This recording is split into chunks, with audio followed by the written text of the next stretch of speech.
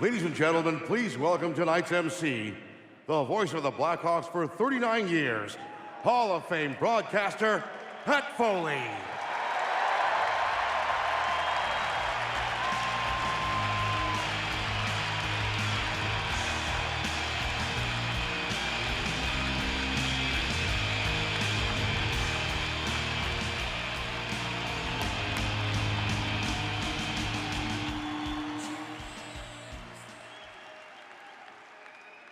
Hello again, everybody. Ladies and gentlemen, honored guests, Blackhawks fans near and far, welcome to this momentous occasion as we gather to pay tribute to a true legend of the game. Today we proudly retire the jersey of one of the most iconic and enduring figures in Chicago Blackhawks history. Before we begin, we have a number of dignitaries that we'd like to bring out onto the ice today. For Blackhawks management, President and CEO Danny Wirtz, along with Jamie Faulkner and Kyle Davidson.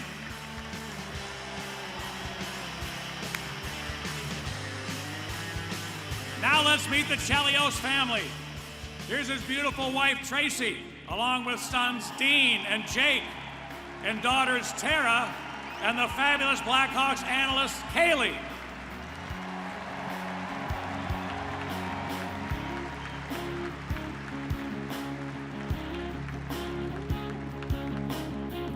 In addition to his family, Chris wanted to have a couple of very important friends on the ice with him today. His close friend, Bob Parker. His trainer, T.R. Goodman. And the captain of the 1998 women's gold medal winning team, Cami Granato.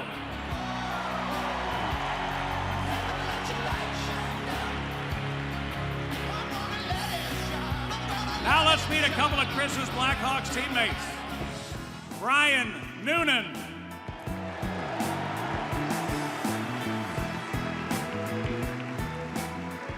Reed Simpson.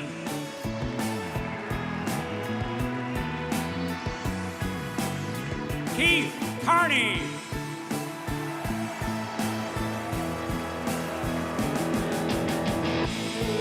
Gary Suter.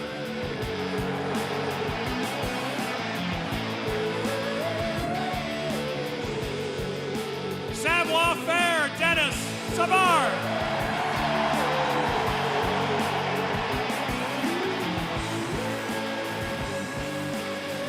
Tony Amati.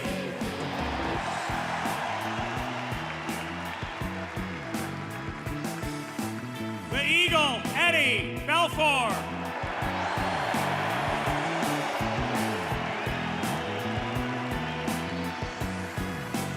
And Jeremy Roenick.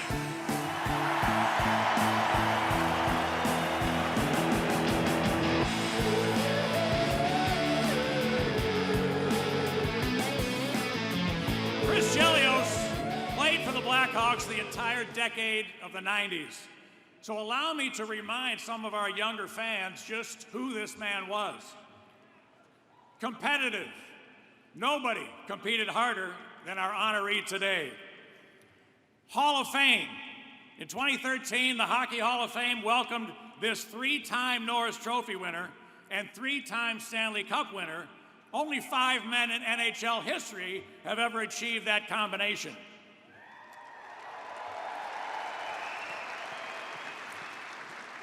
Excellence, 7-time first or second team All-Star. That means you're in the top 4 of the entire league that season.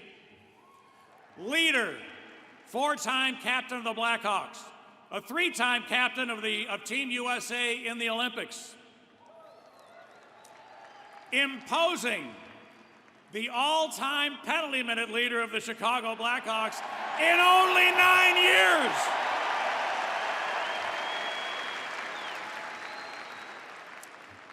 Optimistic.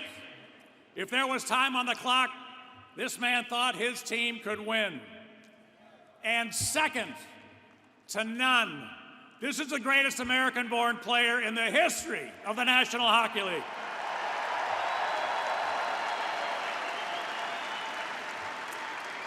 So let's look back now at his amazing years as a Chicago Blackhawk.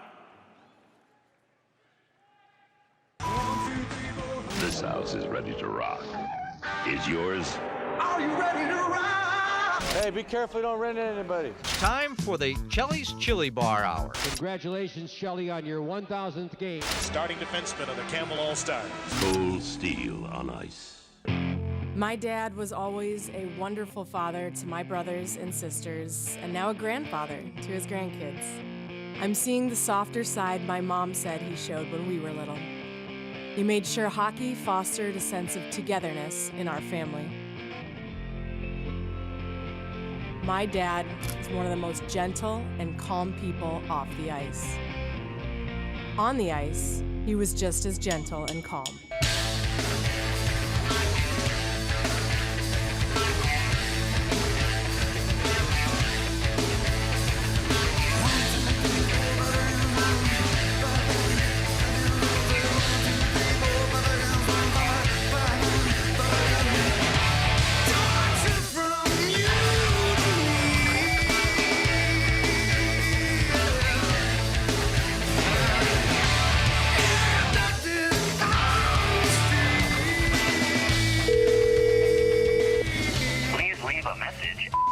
Shelly, you came into my career at exactly the right time.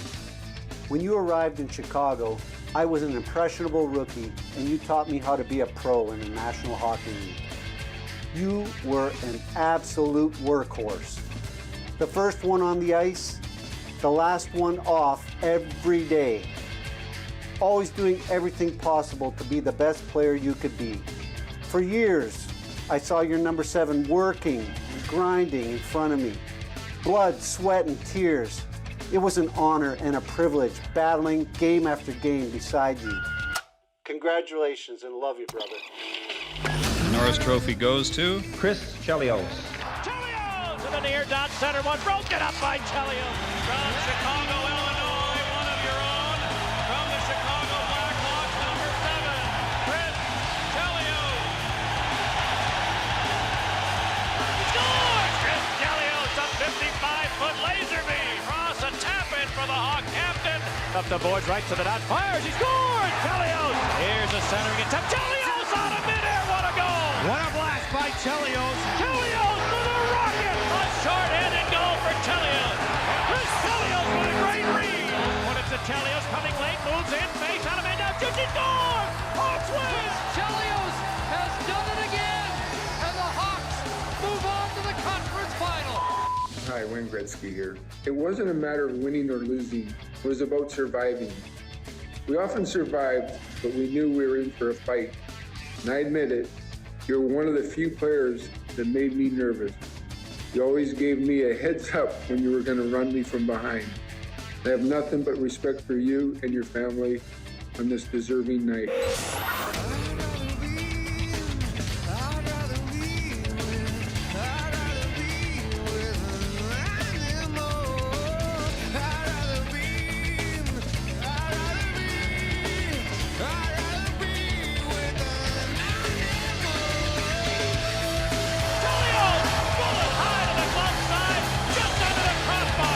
They want to go head-to-head. Hey, Chelly, it's your buddy JR, one of my favorite teammates of all time. I've never seen a guy that loves the game as much as you did. Your competitiveness, your love for the game, and the way that you played the game was second to none. Hall of Fame, 3 Norris trophies, 11 All-Star games, Olympics, world champions, and you are the godfather of American hockey. I got a lifelong friend and a brother. You deserve this more than anybody that I knew.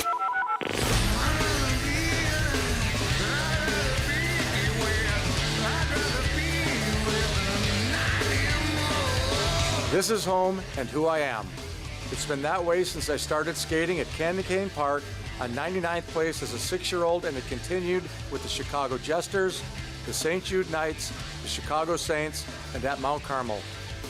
Being a kid of the 60s, I grew up with the Blackhawks, and having Chicago in my blood made playing here special. Being part of this iconic franchise, that's special. My heart never left Chicago, and I'm back for good.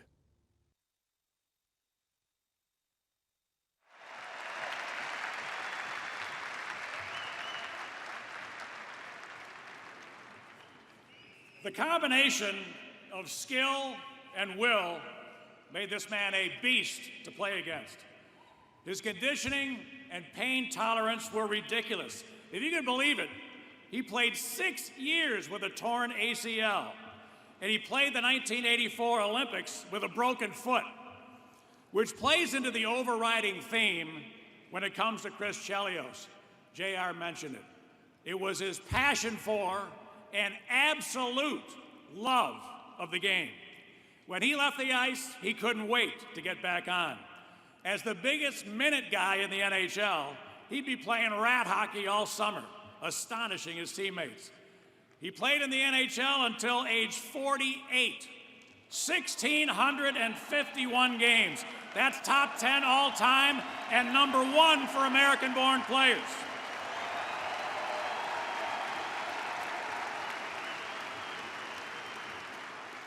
26 years in the NHL, which ties the record of Gordie Howe. So if Gordie Howe is Mr. Hockey, why can't this honoree be Captain America? Ladies and gentlemen, please welcome to the ice one of your own, Chris Chelios.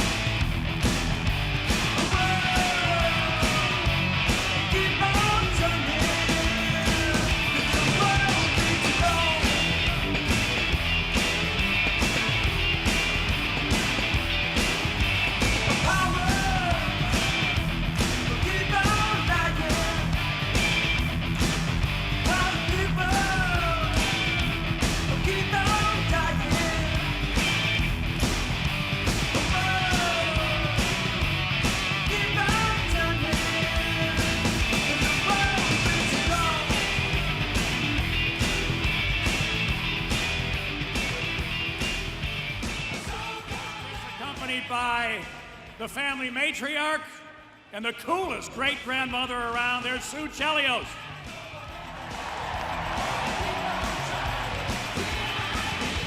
Now, Chelly came to the Blackhawks at the right time. There was only one referee on the ice, and there was no Department of Player Safety.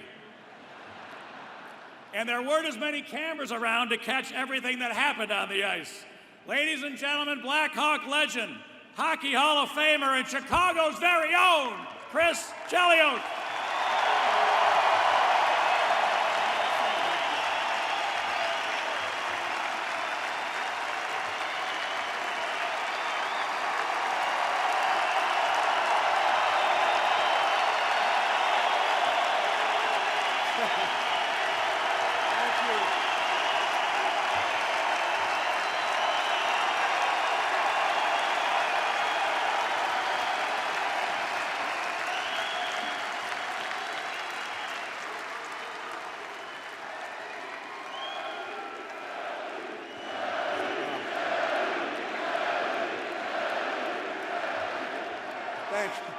Thank you.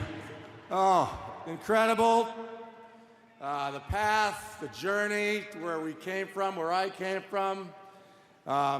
It's so hard to believe that this is actually happening today, and I'm so grateful. Being from Chicago, being a fan, Chicago sports fan my whole life, my lifetime, I've got to see every one of our teams win a championship. The 1985-86 Bears. My 2005 Chicago White Sox, the good old boys on the South Side. My Northsiders on the Cubs 2016. We all saw what the Bulls did in the 90s. Too many championships to repeat the years, but what a crazy run that was, and a crazy time for the city. And then to follow what the Chicago Blackhawks did from 2010. 3 Stanley Cups, and I was there loving every minute of it.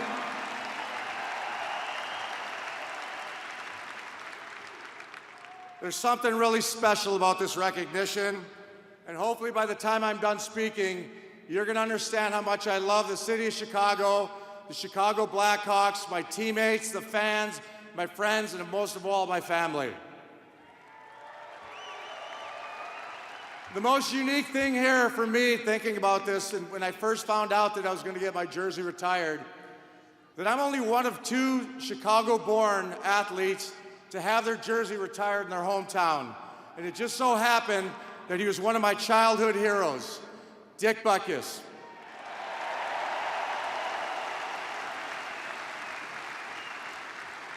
He was the epitome of the south side of Chicago, big, mean, tough. And they say, be careful, you meet your heroes. Sometimes you're disappointed, but he didn't disappoint. I've known Dick for 20 years and his wife Helen, their kids. Just an amazing person, and I was honored to be a friend to him. And this is a crazy story. It happened just this morning. You're gonna think I'm not telling the truth. I'm known for taking that sauna, right? I used to take saunas all the time. So this morning I go take my sauna at Red Square, the Russian bathhouse over on Division Street, and as I'm checking in, there's these 2 big guys standing at the front desk. And there's no word of lie. One of them turns around and I was looking at a ghost. And I kind of looked in my eyes, I'm thinking my heart just dropped. And the other kid turns around, he's even bigger. It's Dick Butkus' nephews, Luke and Zach Butkus. So if that's not a sign from Dick, I don't know what is. That's crazy.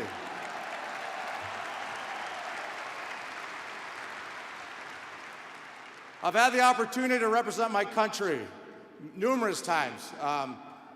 4 Olympics, right? Is that what Pat said? I don't know. But it was always an honor, and most of all because I was representing the city of Chicago and the Blackhawks also. There's all kinds of great athletes that came out of Chicago, Illinois. And I've always cheered for them, always pulled for them, just like you did as a U.S. Olympian. There's one that comes to mind. I want to talk about Eddie Olczyk because we came up together and played in the '84 team. Eddie, I love you and your family.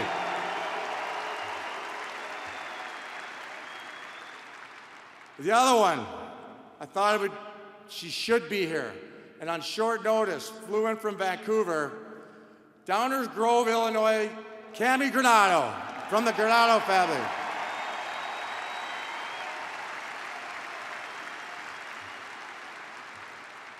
I've been friends with the Granato family since 1984, 85, obviously playing with their brother Tony. Cammy is arguably the best woman hockey player ever to play the game, but there's one thing for sure, she's the best ever from Illinois. God bless her. Cammy, I love you. Thank you.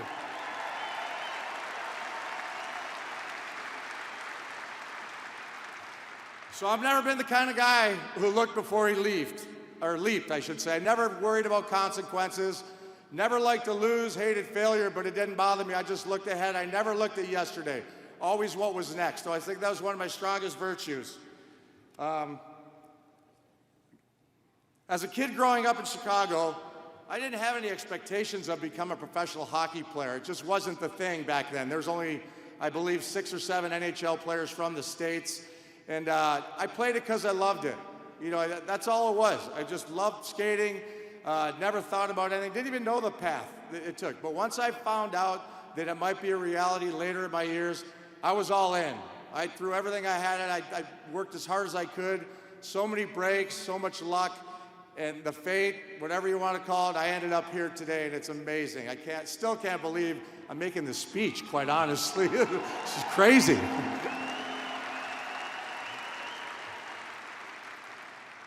Chicago shaped me to be who I am today. Born and raised on the South Side, you're taught to be humble. You're taught to be respectful. Everybody was hardworking. And speaking of hard work, I'll just take a second. I want to thank all the policemen and women, firemen, first responders, for putting your lives on the line for us each and every day to protect this city.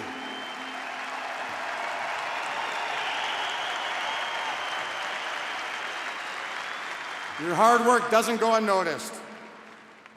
As I mentioned, I was the smallest kid really in my class, on my teams. But as I got older, people would always remind me that you don't have a chance to go anywhere. You're too small. Teammates.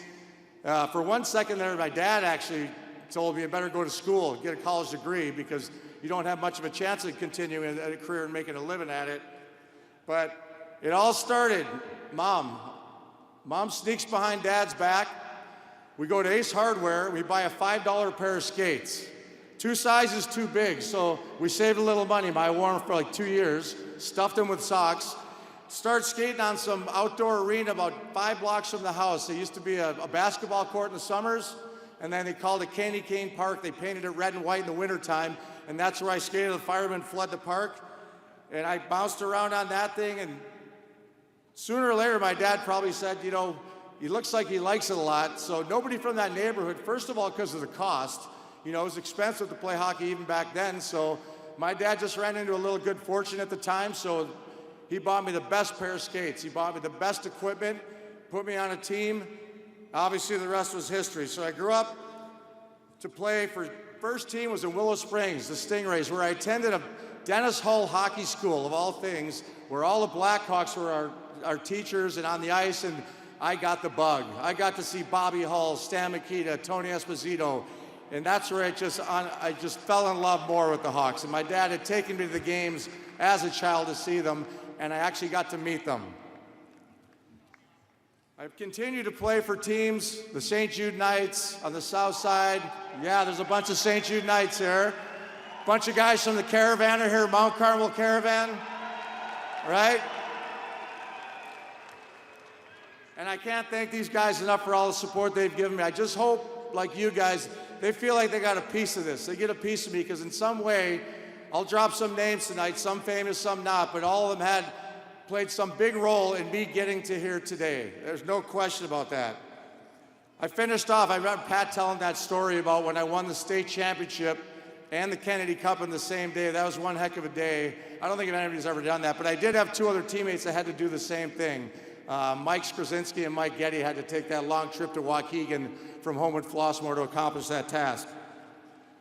The sad day when I moved from Chicago at 15, right, Ma? We packed up. Who knows why? Dad had another bad deal in restaurants, right? And that didn't go too good. So my dad ends up moving to San Diego, and I thought, that's it. You know, that's probably it for my hockey career.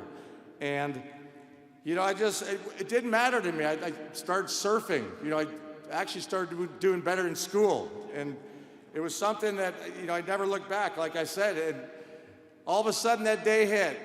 I ran into a kid on a beach, and he's right here with me today. He's been with me since the beginning.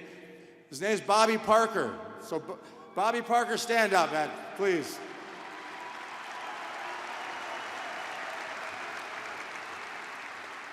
I wasn't playing hockey at the time, and I ran into Bobby at the beach, and he said, listen, you're pretty good, but why don't you take this phone number of this coach up in Moose Jaw? You know, maybe he'll give you a tryout. He did, and the rest was history. So it was unbelievable, right place at the right time with Bobby. And then Bobby actually went back to end up being my partner for a couple of years. So amazing.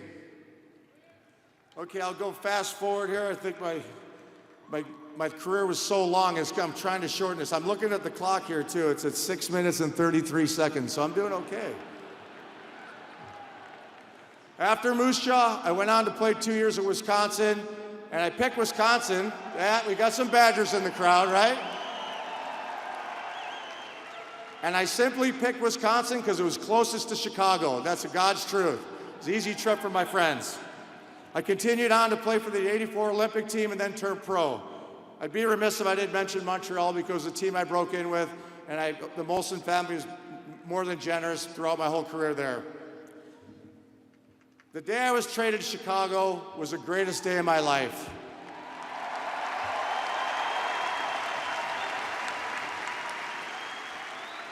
The summer of 1991, I got that phone call from Serge Savard. It was the shortest phone call you could ever imagine.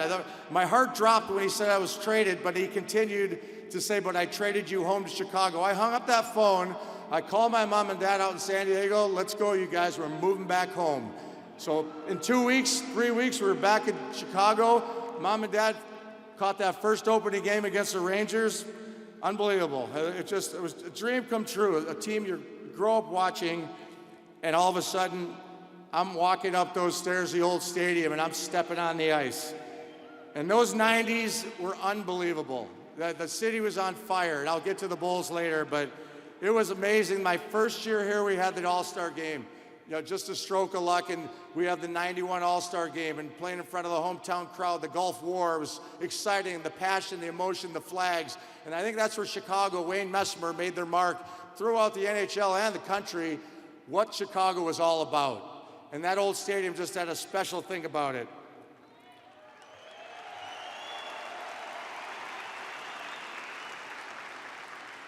I sit there and look to the right at some of my teammates, guys we battle with.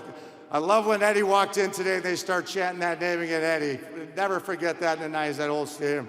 But JR, Tony, Savvy, all these guys, Carnes. I would have everybody out here if I could that I played with on the Blackhawks. They told me I could only have so many chairs, so this is the way it ended up. But thank you guys for being there. You're a great honor to play with. We were going head-to-head that year with the Bulls. Every other night it seemed like we were playing and we were winning. We were on an 11-game win streak that year in the playoffs. Mr. Wirtz, Bill Wirtz, hated that. He wanted more games. He wanted tickets. But we were sweeping everybody, so it was just going so fast. And of course, feeding off the Bulls, watching them win championships, it made me hungrier. It made our teammates hungrier, but it had a little bit of a special more for me because I was from Chicago and watching my home team city of the Bulls, win those championships. And then we go to, of course, Michael Jordan, who became a dear friend of mine. Without a doubt, the king. I met Michael that same summer, 90-91, at a White Sox game. And we hit it off right from the start. And like that old phrase they use, I want to be like Mike. Well, I really did want to be like Mike.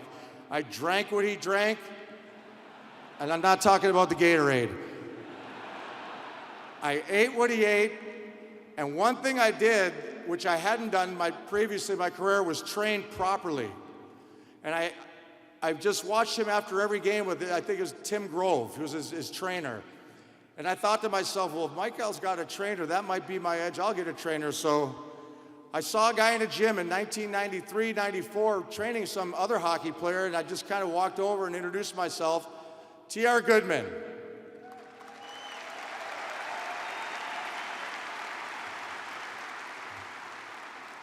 TR challenged me from 1993 to 2010 when I retired. Early mornings, driving up that coast. I couldn't wait to see TR because I wanted to challenge him as much as he challenged me. And I said love-hate at the Hall of Fame thing, and I think it was the wrong phrase. He corrected me there. I don't know why. I still don't know why. But like I said, he was exactly what I needed. He trained my kids when they were old enough. And TR, I want to thank you. That's the reason why I lasted as long as I did. TR, thank you very much for everything.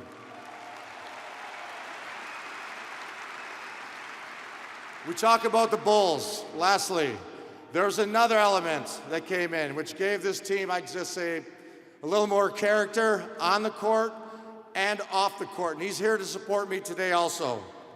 His name's Dennis Rodman. Thank you, Dennis.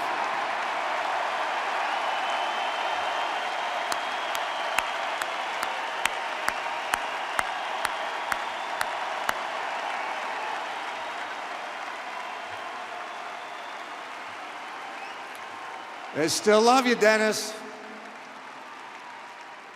And incidentally, if it wasn't for Dennis, I would have never met Eddie Vedder. I used to chase Dennis all over town at night.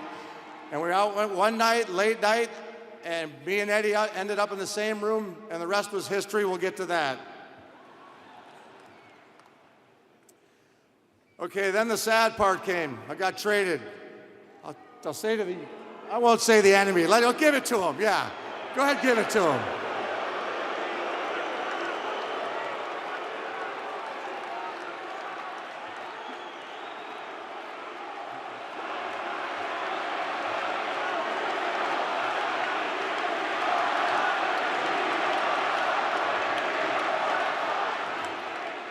I'm sorry, Danny. But it didn't matter. All the years I was playing for Detroit, I still was loyal to the Blackhawks. I won't say that word again, I promise. I'll use Michiganders. It's a little, yeah. But all those years, I still remained a Blackhawk. And in 2010, every fan, including myself, their wishes came true, winning their first Stanley Cup since 1961.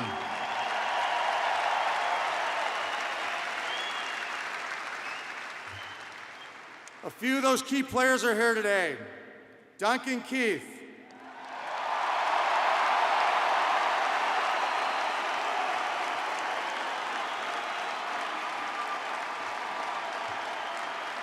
Patrick Sharp.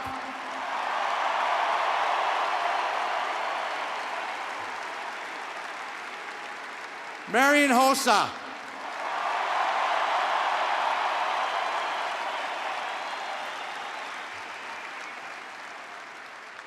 And my favorite, Brent Seabrook, the old number 7.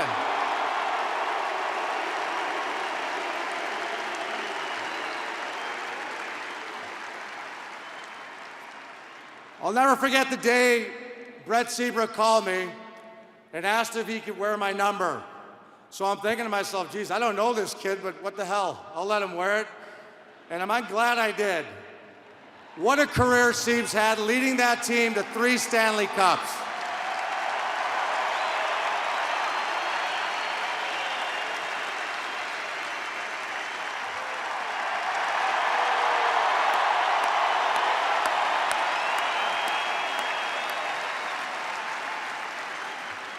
He did it all, Siebes. I couldn't have been prouder. Big hits, big goals, making plays. One hit that comes to mind, which I think turned the series around, is when he absolutely crushed Backus and put him in La La Land.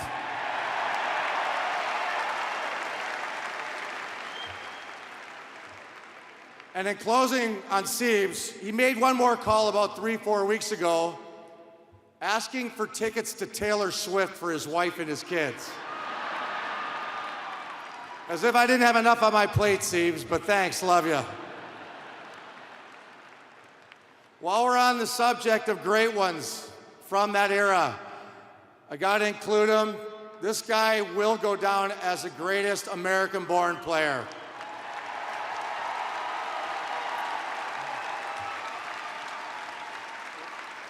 Kaner, Patrick Kane, unbelievable.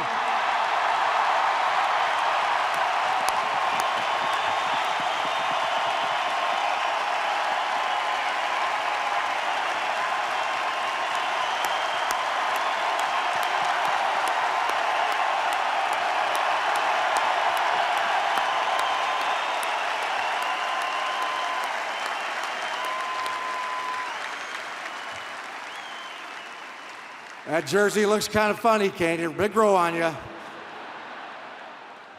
And don't worry, it'll work out in the end. You'll be standing here same as me.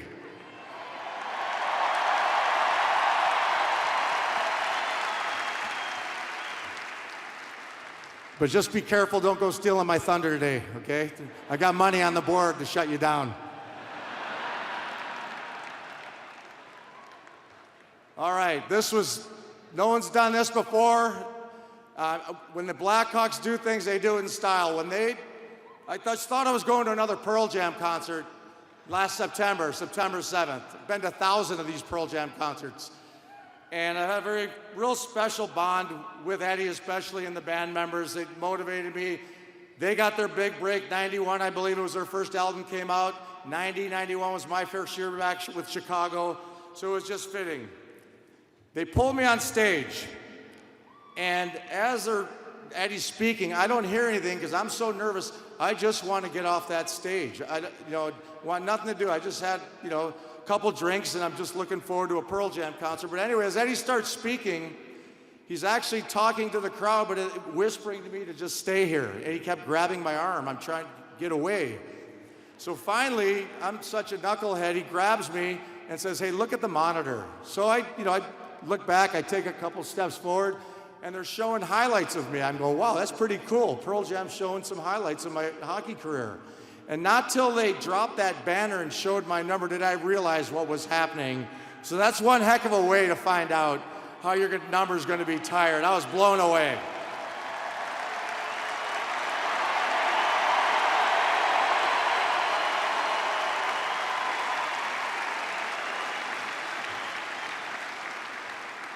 Now, I've always prided myself in getting his people together in leadership role. I think I'm a better player, party planner than I am a hockey player. And I proved that last night to a lot of people. But Eddie was there last night with us. He's always been there for me, for my kids. I can't thank him enough for the impact he's had on me throughout the years. We've watched each other's children grow since 1995. I don't want to put him on the spot here, but I have to because I love him so much. But Eddie, thank you for being here. Thank you for your support all those years. Love you.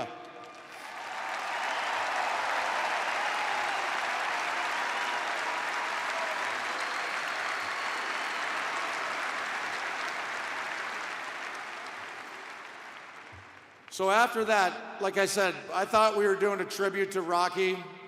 Danny was at the concert, we picked his favorite song, and then it turned into whatever happened to me, but I need to talk about the late owner, Rocky Wirtz. I can't tell you what he's meant to me and my family. First, it was his father, Bill Wirtz, that brought me back to the Blackhawks in '91, and although Mike Keenan, who led us there, orchestrated that trade for my buddy, my teammate, my co-ambassador. It was Mr. Wirtz, Bill Wirtz, that brought me back in '91. And then years later, you know, the year before I got here, my dad had passed, and Rocky called me in his office with John McDonough and said, listen, we want you back. You're welcome back anytime. So I was so happy that I was coming home. It was just amazing that I never wanted to be traded. Nope, I'm on the wrong page, I'm so sorry, but hey, there's gonna be a couple of hiccups here, don't worry, I'll be fine. Okay. I have to thank Bill Wirtz, Rocky, Peter, who was a dear friend, Danny, and the entire Wirtz family for making a local kid's dream come true, and for allowing me to continue being a Blackhawk. I will forever be thankful to the Wirtz family for providing me this opportunity and honoring me with this special jersey retirement. Thank you.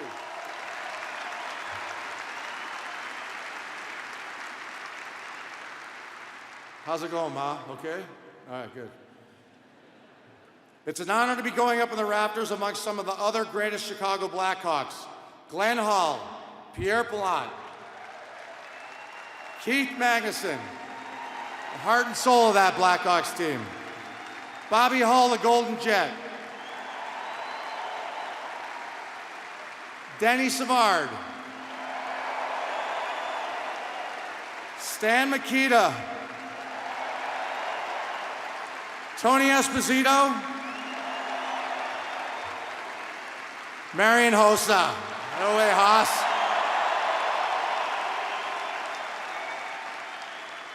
Numbers we all know and love. All right, this will be the tough part. There's people that I wish could have been here but have passed on. You know, there's my high school coach, John Duran. I would have wished he would have been here to see this day. You wouldn't believe it, just like I wouldn't believe this was going to happen. Bob Probert, one of our old teammates.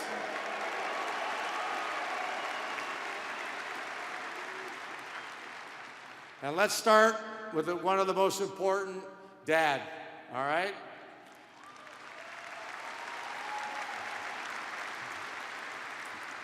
All right, I'll get Dad and Mom here, but the Greeks, they didn't write obituaries. When a man died, all they asked if he had passion, and my dad had passion. He lived his life with passion. I talked about failing and, you know, failures and then bouncing back. My dad had dreams, just like a lot of people do. That crazy trip to Australia, you know, that was nuts. The San Diego, another one, backfired. But those of you who knew him, he would have Mr. Wirtz, Bill Wirtz in stitches and Rocky Wirtz in stitches. He was a character, he was full of life. Just like I said, he was the chili bar. You know, like it or love it, that chili bar with my father and mother and my sisters running that joint, it was an unbelievable time for the fans to connect with us. And I felt that's what I gave back. I didn't open the restaurant. I opened the restaurant because we're Greek, right? Greeks open restaurants. You could ask George down at the Palace Grill, right?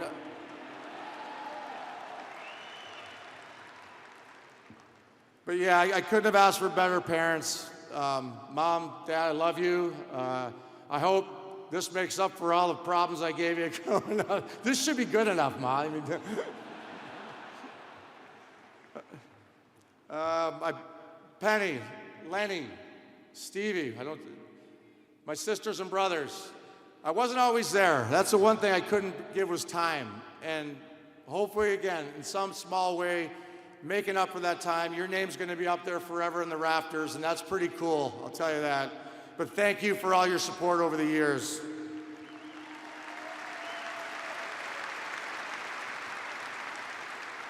All right, kids. Dean, Jake, Kaylee, Tara.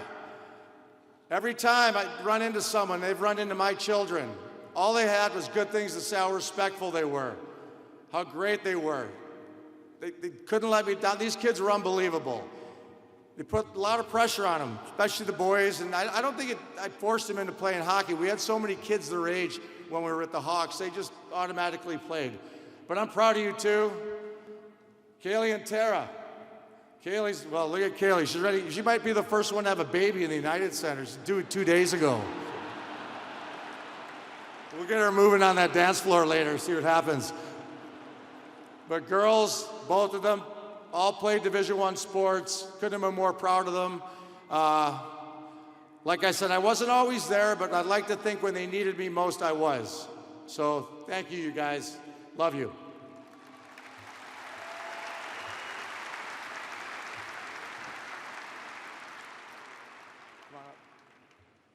Come on up. Come on, don't be shy. Everybody. Chelios, not you, Ma, you can sit down. So behind every great man, they say there's a great woman, right? I met my wife, Tracy, in college in Wisconsin. We won our first year, right? After 6 months of dating, I won the NCAA championship. I said, you know what? This one's good luck. I'm going to keep her around for a while. So 36 years later, we're still here together. We're honored. We owe everything we have to the Blackhawks and you people, the fans.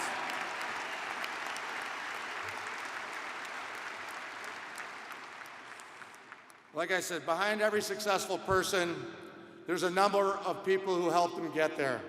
I've never taken anything for granted. I think that's why I played so long, because I knew someday it was going to be over. Just like life, we don't take that for granted. We live every day and enjoy it. Talked about last night when we all got together. It was like going to one of the kids' weddings. The best thing was seeing my friends and my families together, smiling, having such a great time.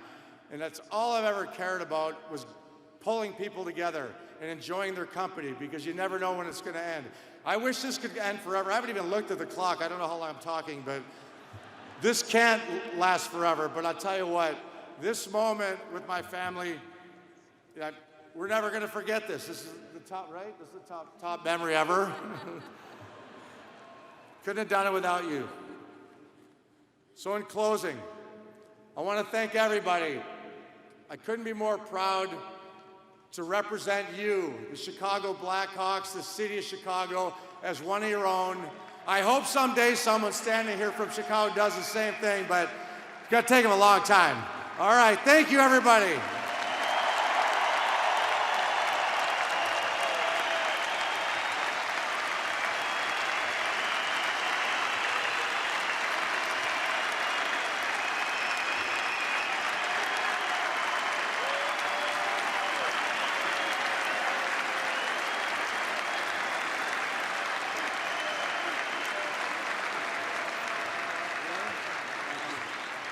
Hey, we have a quick presentation to make. I'd like to call on Chairman and CEO Danny Wirtz.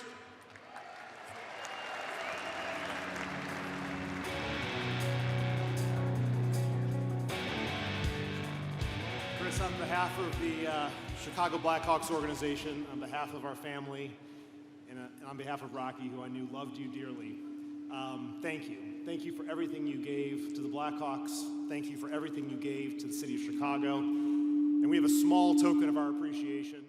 We want you to have a little more fun on Lake Michigan, so we got you another jet ski. All right.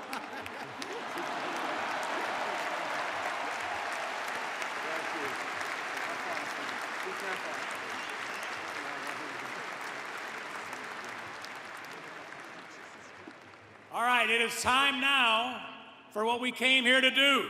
So could I ask Team Chelios to head over to the banner box to be part of the greatest honor a franchise can give a player. Yeah, all of us.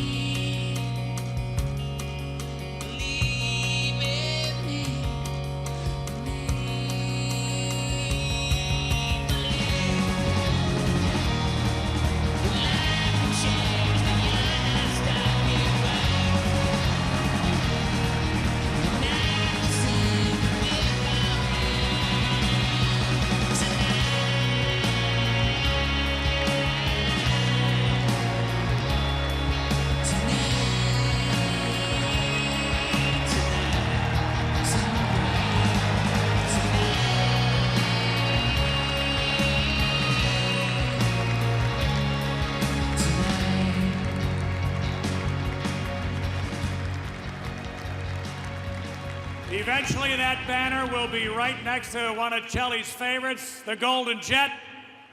And as of today, nobody can ever wear number 7 again as a Chicago Blackhawk.